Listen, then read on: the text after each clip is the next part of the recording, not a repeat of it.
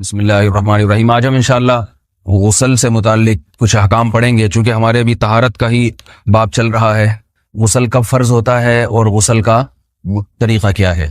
رسول اللہ صلی اللہ علیہ وسلم نے فرمایا ان اللہ لا یستحی من الحق، اللہ تعالی حق بات کو بیان کرنے سے حیا نہیں کرتے۔ تو غسل کے جو مسائل ہیں ان میں بھی بعض دفعہ کچھ ایسی باتیں آتی ہیں جو بظاہر حیا کے خلاف ہیں، لیکن علم کی ایک بات ہے، سیکھنے اور سکھانے میں حیا اگر کریں گے تو پھر ظاہر ہے ساری زندگی جاہل ہی رہے گا انسان۔ اور غسل کے مسائل سیکھنا اس لیے ضروری ہے کہ غسل جب فرض ہوتا ہے تو جب تک مکمل غسل نہ ہو آپ کی نماز ادا نہیں ہوتی۔ رسول اللہ صلی اللہ علیہ وسلم نے فرمایا الماء من الماء، حدیث ہے کہ غسل فرض ہوتا ہے خواہش نفس کے ساتھ جسم سے منی خارج ہونے سے۔ مرد پہ غسل کب فرض ہوگا؟ جب اس کے جسم سے شہوت کے ساتھ منی خارج ہو۔ منی بالکل سفید رنگ کی چیز ہے، ایک ہوتی ہے مزی۔ شہوت پیدا ہونے سے اگر کسی کے مرد یا عورت کے صرف رطوبت خارج ہونا شروع ہو گئی اس سے غسل فرض نہیں ہوتا۔ جب تک مکمل شہوت پوری نہیں ہو جاتی اور مادہ منویہ خارج نہیں ہو جاتا، چاہے احتلام کی صورت میں ہو یا کسی بھی طرح سے ہو۔ مردوں کے ساتھ چونکہ یہ بہت زیادہ ہوتا ہے، نائٹ فال کی صورت میں مردوں پر غسل کی یہ صورت بہت زیادہ فرض ہوتی ہے۔ جیسے ہی بلوغت ہوتی ہے تو احتلام شروع ہو جاتا ہے، ہفتے میں 1 دفعہ 2 دفعہ 3 دفعہ، بعض نوجوانوں کو روزانہ بھی 2 دفعہ ہوتا ہے، جبکہ خواتین میں یہ والے غسل کی صورت بہت ہی کم ہوتی ہے کہ ان کو نائٹ فال ہو یا اس طرح سے غسل فرض ہو۔ ہزاروں میں کسی ایک عورت کے ساتھ ایسا ہوتا ہے۔ ایک صورت تو یہ ہے غسل فرض ہونے کی۔ دوسری صورت کیا ہے کہ جب انسان اپنی زوجہ کے ساتھ ملاپ کرے اور انٹرکورس ہو جائے، چاہے اس صورت میں ڈسچارج دونوں میں سے کوئی ہو یا نہ ہو، لیکن دونوں پہ غسل فرض ہو جائے گا، مرد پہ بھی اور عورت پہ بھی۔ یہ تو مردوں کے غسل کے فرض ہونے کا ہے۔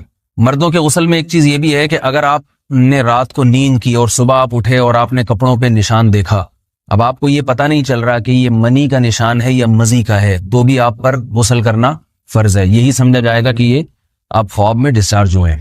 عورت پر جو غسل فرض ہوتا ہے ایک اور صورت میں ہوتا ہے کہ جب خواتین کو ایام آنا بند ہو جاتے ہیں، حیض یا نفاس سے جب پاک ہو جائیں تو بھی ان پہ غسل فرض ہے۔ یہ تو غسل کی فرضیت سے متعلق احکام تھے۔ کچھ چیزیں ایسی ہیں جن میں غسل سنت ہے، فرض نہیں ہے۔ جمعہ کے دن غسل کرنا رسول اللہ صلی اللہ علیہ وسلم نے بہت زیادہ تاکید کی ہے۔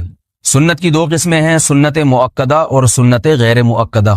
مؤکدہ وہ ہوتی ہیں کہ جن کو چھوڑنے کا اگر کوئی معمول بنا لے تو گناہ کا خطرہ ہے اور ایسا شخص قابل ملامت ہے، اسے شریعت ملامت کرتی ہے، برا بھلا کہتی ہے۔ تو غسل سنت مؤکدہ ہے، ہفتے میں 1 مرتبہ، چاہے جمعے کے دن ہو یا کسی بھی دن ہو۔ جو مسلمان ہفتے میں 1 دفعہ بھی نہیں نہاتا، وہ کتنا ہی نیٹ کلین ہو، مگر شریعت کی نظر میں وہ قابل ملامت ہے، اسے تانے دینے چاہیے کہ شرم نہیں آتی ہو مسلمان مگر رہتے ہو بھنگیوں اور چماروں کی طرح۔ ملامت تو اسی کو کہتے ہیں نا۔ اس کی دلیل رسول اللہ صلی اللہ علیہ وسلم نے فرمایا، صحیح حدیث ہے، حق علی کل مسلم ان یغتسل کل اسبوع مرۃ، کہ ہر مسلمان پر لازم ہے کہ وہ ہفتے میں کم از کم 1 مرتبہ غسل کرے۔ ہر مسلمان پر لازم ہے، چاہے اس پہ غسل فرض نہ بھی ہو۔ اور کس دن بہتر ہے؟ جمعہ کے دن۔ نبی صلی اللہ علیہ وسلم نے حکم دیا ہے کہ جمعے کے دن غسل کیا جائے۔ امام احمد ابن حنبل کا مذہب یہ ہے کہ جمعے کے دن غسل کرنا واجب ہے، صرف سنت نہیں ہے بلکہ واجب ہے، لیکن جمہور کا مذہب یہ ہے کہ سنت عمل ہے۔ غیر مسلم جب اسلام قبول کرتا ہے تو اس وقت بھی اس کے لیے غسل کرنا سنت ہے۔ جب ہم مردے کو نہلاتے ہیں تو جو مردے کو نہلائے اس کے لیے بھی خود غسل کرنا افضل ہے، سنت عمل ہے۔ عید کے دن غسل کرنا سنت عمل ہے۔ تو یہ وہ تمام مواقع ہیں جن میں غسل کرنا رسول اللہ صلی اللہ علیہ وسلم کی سنت ہے۔ غسل کا طریقہ کیا ہے؟ غسل میں 3 چیزیں فرض ہیں، منہ بھر کے قلی کرنا، ناک میں پانی ڈالنا کہ ناک کی جو نرم جگہ ہے یہ اچھی طرح تر ہو جائے، اور پورے جسم پہ 1 مرتبہ پانی بہا دینا کہ جسم میں بال کے برابر جگہ بھی خشک نہ رہے۔ یہ تو ہے فرض، یعنی یہ کام کسی نے کسی بھی طرح سے کر لیا تو غسل ادا ہو جائے گا، چاہے اس کی نیت غسل کی تھی یا نہیں تھی۔ کوئی آدمی چلتا ہوا جا رہا ہے، پھسل کے تالاب میں گر گیا، پورے غوطے کھا کے باہر نکلا، قلی کر لے اور ناک میں پانی ڈال لے تو غسل اس کا ادا ہو جائے گا۔ البتہ چونکہ نیت نہیں تھی لہذا غسل کا ثواب نہیں ملے گا، ثواب نیت کے بغیر نہیں ملتا انسان۔ دلائل اس کے الگ موضوع ہے کہ اس کی دلیل کیا ہے کہ بغیر نیت کے بھی غسل ہو جاتا ہے، لیکن میں نے بتایا دلائل کا سیشن نہیں ہے، اس میں پھر بات لمبی ہو جائے گی۔ تو یہ تو ہے فرض، پورے جسم پہ پانی بہانا، کلی اور ناک میں پانی۔ سنت طریقہ کیا ہے؟ رسول اللہ صلی اللہ علیہ وسلم غسل کیسے کرتے تھے؟ سنت طریقہ جس پہ جو اختیار کرنا چاہیے وہ طریقہ یہ ہے کہ جب آپ غسل کے لیے بیٹھیں تو سب سے پہلے وہ جگہ دھوئیں جہاں نجاست اور ناپاکی لگی ہوئی ہے. نائٹ فال ہوا, کسی کو احتلام ہوا, تو جہاں جہاں گندگی لگی ہے پہلے اس جگہ کو دھوئیں. استنجا کریں, شرمگاہ کو دھوئیں اچھی طرح. سمجھ رہے ہیں بات کو؟ اس کے بعد ہاتھ دھوئیں اور مکمل وضو کریں جیسے ہم عام حالات میں وضو کرتے ہیں. مکمل وضو کرنے کے بعد دائیں کندھے پہ پانی ڈالا, لیفٹ سائڈ پہ پانی ڈالا. پہلے زمانے میں تو چلو سے غسل ہوتا تھا, ہاتھ دھو لیے تو اب چلو سے پانی لے کے یہاں ڈالا جا رہا ہے, چلو سے پانی لے کے یہاں ڈالا جا رہا ہے, پورے جسم پہ ملا جا رہا ہے, اور چلو سے پانی لے کے 3 دفعہ سر پہ ڈالا جا رہا ہے. تو آج کل چلو الو تو ہے نہیں, شاور کے نیچے جا کے کھڑے ہو جاتے ہیں. تو اس میں یہ کہ شاور کھولے اس میں کھڑے ہو جائیں, سارے چلو اس میں خود بخود ہی ہو جائیں گے, پورے جسم پہ پانی بہہ جائے گا. نبی صلی اللہ علیہ وسلم کے دور میں یہ جدید چیزیں نہیں تھیں, شیمپو اور صابن. تو آپ صلی اللہ علیہ وسلم بیری کے پتوں سے غسل کی ترغیب دیا کرتے تھے. بیری کے پتوں کو اگر پانی میں پکایا جائے تو پانی میں میل کچیل صاف کرنے کی صلاحیت بہت بڑھ جاتی ہے. ہمارے زمانے میں اس تکلف کی ضرورت نہیں ہے, صابن ملتے ہیں اس سے نہایا کریں. بہرحال کہنے کا مقصد یہ آپ لوگوں سے, تو یہ سنت طریقے سے غسل ہو جائے گا آپ کا. سمجھ رہے ہیں بات کو؟ سب سے پہلے استنجا کیا, اس کے بعد وضو کر لیا, اس کے بعد غسل کر لیا. اگر کسی نے غسل میں وضو نہیں کیا اور ویسے ہی پورے جسم پہ پانی بہا دیا تو بھی اس کا وضو خود بخود ہو جائے گا. اس غسل سے وہ نماز پڑھ سکتا ہے, کیونکہ بعض لوگ غسل کرنے کے بعد دوبارہ وضو کر رہے ہوتے ہیں. اس کی ضرورت نہیں ہے, کیونکہ جب غسل کرتے ہیں تو وضو والے اعضاء تو خود بخود اس میں دھل جاتے ہیں. یہ ہے غسل کا طریقہ. وضو کیسے ٹوٹتا ہے؟ جن چیزوں سے غسل فرض ہوتا ہے ان چیزوں سے وضو تو بہرحال ٹوٹتا ہی ہے. اس کے علاوہ بھی وضو ٹوٹتا ہے. اس سے پچھلے لیکچر میں نے کچھ تفصیل بتائی تھی کہ نجاست جسم سے کہیں سے بھی خارج ہو جائے یا نجاست نکل کے بہہ پڑے. اگر قضاء حاجت کی جگہوں سے نجاست خارج ہوئی ہے تو نظر بھی آ جائے وضو ٹوٹ جائے گا, اور قضاء حاجت کے علاوہ جگہوں سے اگر نجاست خارج ہوئی ہے, خون وغیرہ ہے جیسے, تو جب تک نکل کے بہے گا نہیں تو اس وقت تک وضو نہیں ٹوٹے گا. سمجھ رہے ہیں بات کو؟ وضو کا طریقہ کیا ہے؟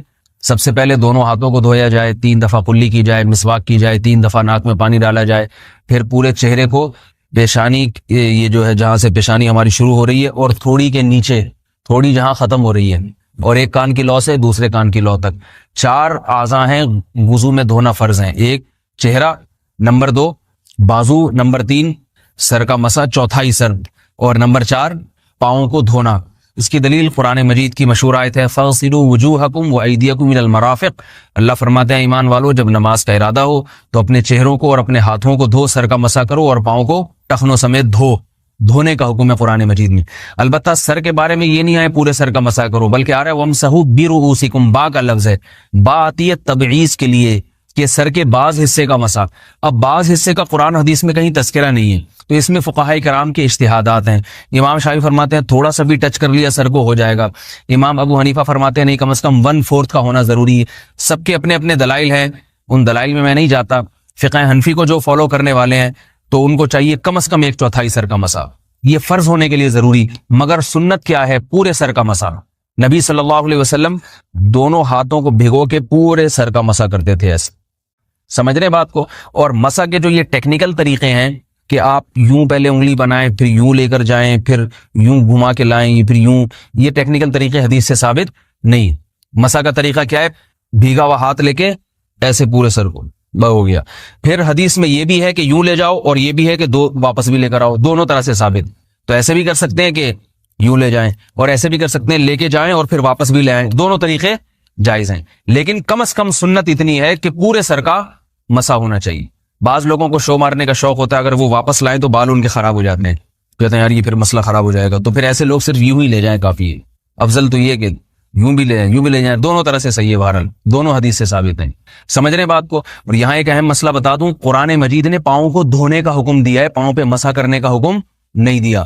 اور حدیث میں خفین پر مسا کرنے کا حکم ہے. تو قرآن اور حدیث کو فقہا نے جمع کیا ہے.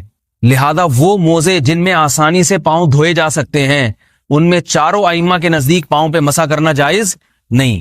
سعودی عرب میں جو بعض سلفی حضرات اور یہاں ہمارے ہاں بھی اہل حدیث حضرات نے عام موضوع پر بھی جو مسا کی ایک روایت ڈال دی ہے, اسلاف میں, تابعین, تبع تابعین میں اور چاروں ائمہ کے مذاہب میں اس کا ثبوت نہیں ملتا. اگر اسلاف میں کوئی قائل بھی ہے تو ایک شاذ قول, اکا دکا قول ملتا ہے, ورنہ یہ ائمہ اربعہ کے مذہب کے خلاف ہے. اور جو احادیث جو نقل ہوتی ہیں صحیح سند کے ساتھ ان کے بھی خلاف اور قرآن کی آیت کے بھی خلاف ہے. اس لیے کسی نے عام ساکس پہ اگر مسا کر لیا، جو عام طور پہ آفس پہن کے جاتے ہیں لوگ، اس میں تو پاؤں، آپ اگر ساکس کو پانی کے نیچے رکھیں پورا پاؤں دھل جائے گا آرام سے. تو وہاں کیا ہو رہا ہے کہ قرآن مجید کے حکم کی مخالفت لازم آ رہی ہے، آپ پاؤں دھو نہیں رہے. تو اس لیے ہم یہ سمجھتے ہیں کہ اس صورت میں نماز ادا نہیں ہوگی. سعودی عرب میں بعض سلفی حضرات نماز پڑھاتے ہیں، وہ ایسے ہی کرتے ہیں کہ عام ساکس پہ مسا کر کے نماز پڑھا لیتے ہیں. تو فتویٰ اسی پر ہے کہ ان کی اگر کسی کو یقین ہے کہ اس نے عام ساکس پہ مسا کر کے نماز پڑھائی ہے تو اس کے پیچھے نماز ادا نہیں ہوگی، کیونکہ قرآن کے مطابق اس کا وضو ہوا ہی نہیں ہے. صدیوں تک کوئی بھی اس قول کا قائل نہیں رہا ہے کہ عام ساکس پہ بھی مسا ہو جاتا ہے. یہ ابن تیمیہ رحمہ اللہ تعالیٰ 7ویں صدی میں اس کے قائل تھے، اور تابعین میں اکا دکا قول ملتے ہیں اس کے، لیکن شاذ قول ہیں، مرجوح قول ہیں جن پر امت نے فتویٰ نہیں دیا. اور اب سعودی عرب میں بعض سلفی حضرات اس کے قائل ہیں. ہمارے ہاں اہل حدیث حضرات بھی چونکہ اکثر سعودی عرب کے سلفی حضرات ہی کو فالو کرتے ہیں، تو انہوں نے بھی وہیں سے یہ فتویٰ لیا ہے. لیکن ائمہ اربعہ کے مذہب میں اور دلائل کے لحاظ سے دیکھا جائے تو یہ مذہب کمزور ہے. قرآن نے پاؤں کو دھونے کا حکم دیا، آپ دھوئیں گے پاؤں جب تک دھونا ممکن ہے. چمڑے کے موزے ہیں ان کو دھونا ممکن نہیں ہے اتارے بغیر، لہذا ان موزوں کے اوپر مسا ہو جائے گا. تو اس سے قرآن پر بھی عمل ہو جائے گا اور حدیث پر بھی عمل ہو جائے گا. اس لیے ائمہ اربعہ نے جو قرآن و حدیث کو سمجھ کے جو فیصلہ کیا ہے اس پہ چلنا ہمارے لیے زیادہ مفید ہے بنسبت آج کل کے جو علماء ہیں ان کی اپنی ذاتی آراء پر. اس لیے یہ بھی ایک وضو سے متعلق اہم مسئلہ تھا. سمجھ رہے ہیں؟ باقی تو ماشاءاللہ وضو کرنا سب کو آتا ہی ہے. اور وضو کے بعد دعا کیا ہے؟ کلمہ شہادت، اشہد ان لا الہ الا اللہ وحدہ لا شریک لہ اشہد ان محمدا عبدہ ورسولہ اللہم اجعلنی من التوابین واجعلنی من المتطہرین. اے اللہ تو مجھے بار بار توبہ کرنے والوں میں شامل کر دے اور بار بار پاکیزہ رہنے والوں میں شامل کر دے. توبہ اس لیے کہ میں نے ظاہری طہارت تو حاصل کر لی، مجھے روحانی طہارت بھی عطا کر دے. اگر میں نے گناہ کی ہوں تو مجھے ان سے بھی توبہ کی توفیق عطا فرما لے، تاکہ اس لحاظ سے بھی میرا وضو ہو جائے، اس لحاظ سے بھی میں پاک ہو جاؤں. سبحانک اللہم و بحمدک، نشہد ان لا الہ الا انت، نستغفرک و نتوب الیک.